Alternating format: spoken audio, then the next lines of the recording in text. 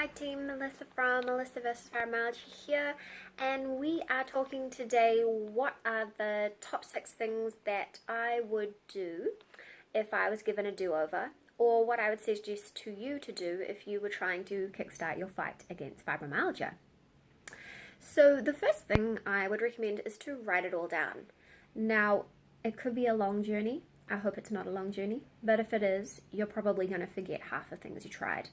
I cannot remember much of what I tried, or I can remember what I tried, but I can't remember how it went or what I did. So I recommend getting the jump start on it straight away. So start to write things down, start to keep track, start to keep like all your test results together and just all of that sort of thing. Get yourself prepared. And also track your progress, see how you're going.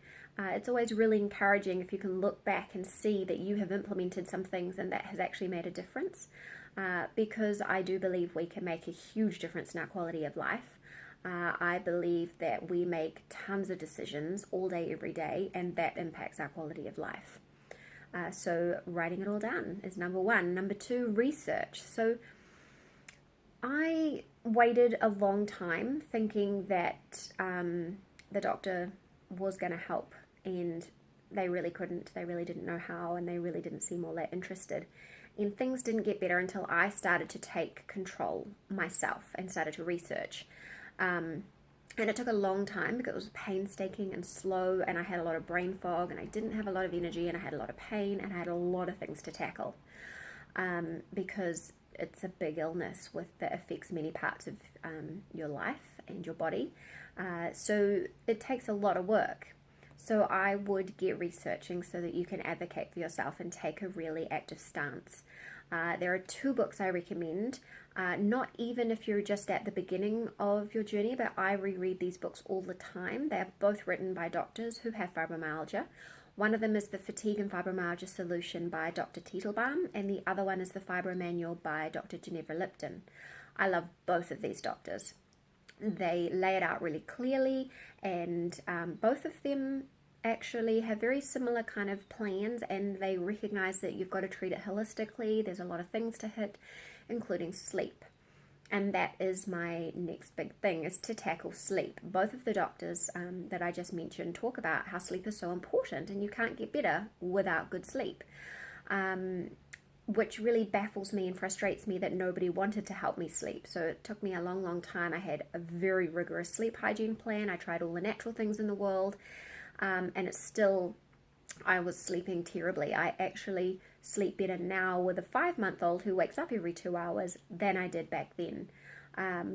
The thing that's changed now is not only have I calmed my central nervous system down with a lot of meditation, but I take low-dose naltrexone, and we'll talk about those soon. But sleep is vital.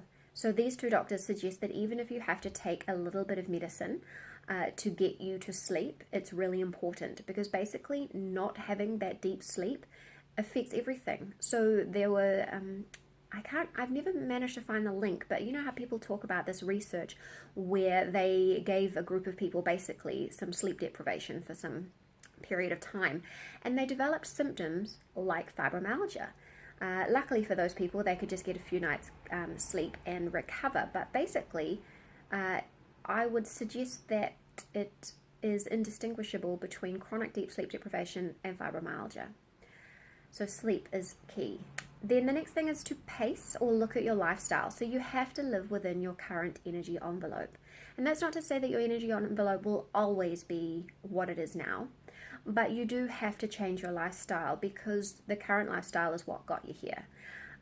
For me, the biggest change came when I went from working full-time with 2-hour commutes, 1 hour each way, down to 27.5 hours, and it was just a half an hour each way, and it was in the car, which made a big difference.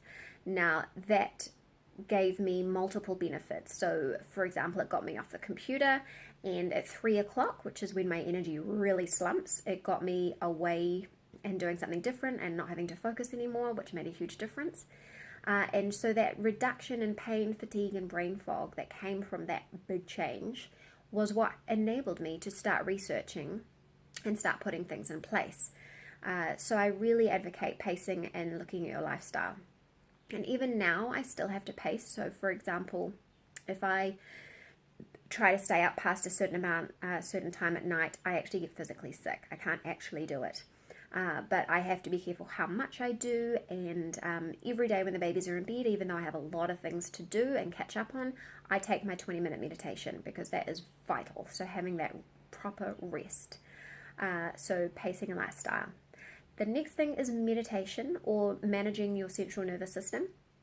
So for basically all of us, our central nervous system is in a state of overdrive. And we need to really calm that down. And for me, meditation has been crucial. Meditation has probably almost literally saved my life. So when I couldn't sleep, couldn't wake refreshed, couldn't get any rest during the day, it was hard emotionally. It is so hard to go to bed knowing that you will not sleep well, that you will not wake up refreshed, and that you have no way of getting any rest. So meditation gives me that deep rest. It calms my body and my mind. And over a period of a few years, it's calmed my overall nervous system response. So if I could go back and start it at the very beginning, I totally would. And actually, I'm so obsessed with meditation that it's part of my coaching. And I actually have one-off sessions to teach people how to meditate because I am so passionate about it. I believe it can make such a difference. And the next thing is to check nutrient levels. So this is something that's super silly easy, to check all your nutrient levels. So for a lot of people, there are bits that we're just short in that can make a big difference. So for me, it was iron. For years, I was told my iron levels were normal, and they were actually at the very bottom of a very large range.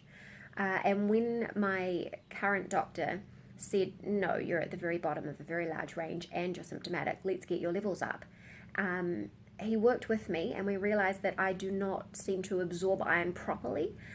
So having those tablets made no sense. So for me, I have iron injections. And when we got my iron levels up to a suitable level, it actually had an impact on my energy levels, which is huge. What an easy win, right?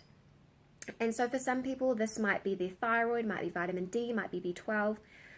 But it's a really, really easy thing to tick off the list.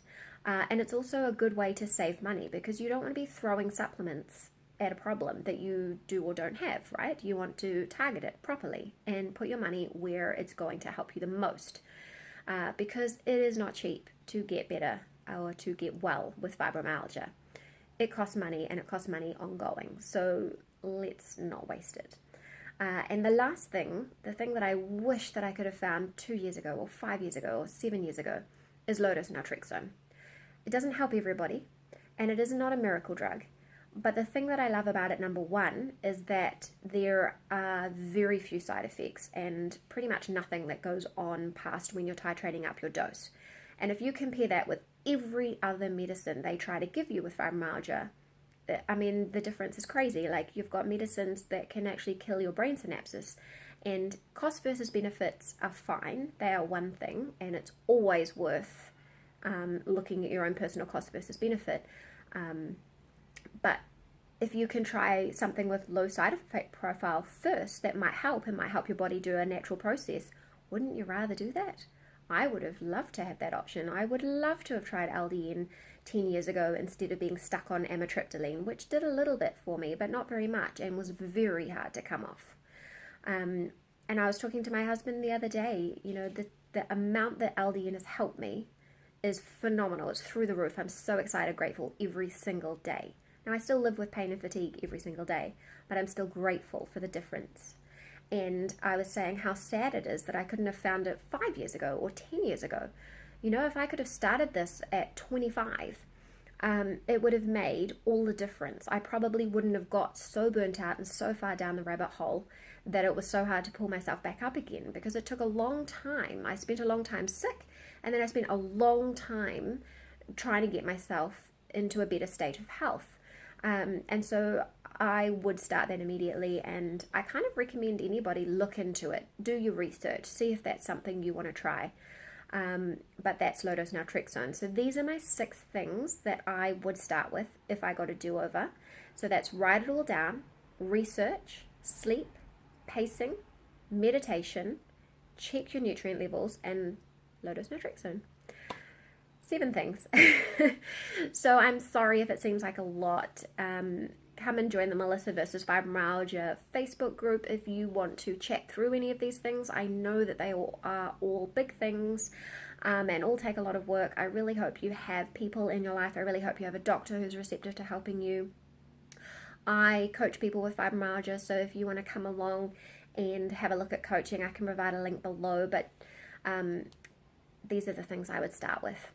Let me know in the comments below if you've tried any of these things or if you have something else you would recommend. This is all about sharing knowledge. Not everything works for everyone, but I would love to hear what you would do, and I'll see you again next time. Bye.